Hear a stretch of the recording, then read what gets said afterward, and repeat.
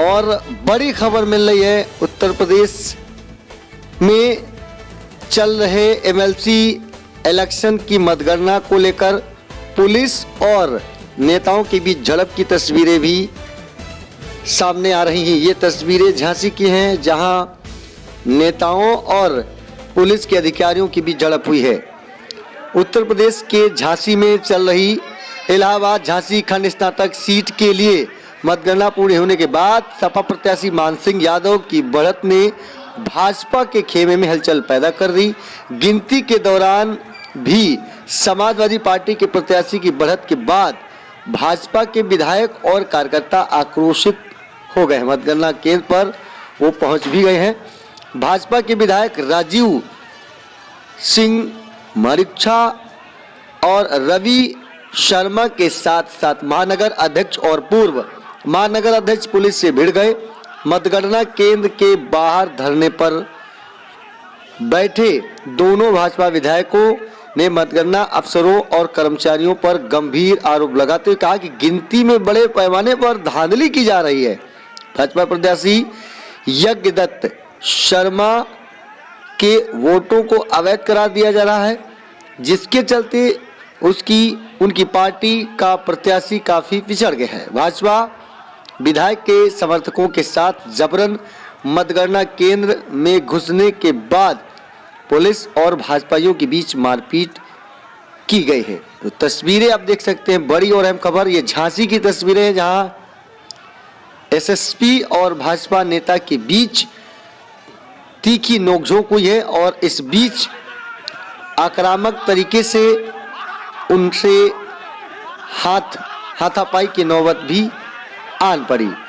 भाजपाइयों और पुलिस के बीच जमकर मारपीट की इस घटना में भाजपाइयों ने पुलिस की लाठी छीनकर पुलिस पर ही वार करना शुरू कर दिया।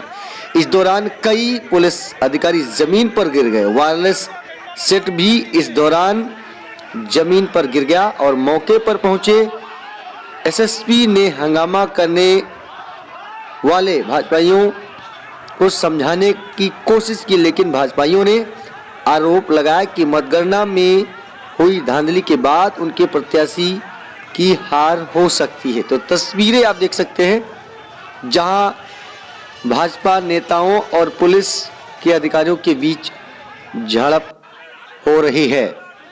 और ये देखिए कि किस तरह से जहां भाजपा नेता और एसएसपी के बीच तीखी नोकझोंक के बीच वो मोटरसाइकिल पर ही गिर गए। तो आक्रोशित भीड़ के बीच तीखी नोकझोंक हुई है एमएलसी इलेक्शन मतगणना को लेकर। और इसके अलावा बड़ी खबर बाराबंकी से है, जहां पेंशन को लेकर के एक बुजुर्ग ने गंभीर आरोप लगाए हैं। उसके अनुसार उसकी पेंशन को कम करके दिया जा रहा है, जबकि रिटायरमेंट के दौरान उसकी पेंशन ज़्यादा होनी चाहिए। यानी कई सारी मदों का पैसा उन्हें नहीं दिया जा रहा है, जबकि उनके सहकर्मियों की रिटायरमेंट की पेंशन ज़्यादा है। यानी उनका कहना यह है कि वह 2012 में रिटायर हुए थे और कैशियर के पद पर थे, जिन पर ना तक कोई अभी तक इस तरह का आरोप लगा था। यानी सेवा के दरमियान कोई उन पर आरोप नहीं लगा, ना ही कोई उस तरह की बातें आई, लेकिन फिर भी उनकी पेंशन में कटौती की गई। उन्होंने यहाँ तक कहा कि एक क्लरिकल मिस्टेक को बताते हुए उनका 3000 रुपये करीब 1 साल तक बराबर काट लिया गया, लेकिन बाद में उसमें सुधार किया गया। और आइए आपको सुनाते हैं उस पीड़ित बुजुर्ग का क्या कहना है। एप्लीकेशन दिया है। तो कितने सन 12 में हम रिटायर हुए थे, तब से आज तक पेंडिंग में पड़ा हुआ है। लगभग 6-7 लाख रुपया है। अच्छा, अब इस समय हमको 22,000 रुपये पेंशन मिल रही है और कम से कम 30,000 रुपये तो होना ही चाहिए हमारी। अब ऑफिस वालों के कुछ गलतियों के कारण जो है वो हम भोग रहे हैं। जी। वो ग्रेच्युटी वगैरह फंसी हुई है।